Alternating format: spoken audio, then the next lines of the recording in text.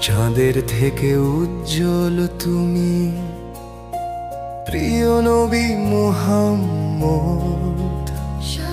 দু আঁখি মেলে উম্মত দেখে, করো দয়া সর্বনিমেষে। তোমার নামে হৃদয় জাগে, দুঃখে ফিরে শান্তি রবে।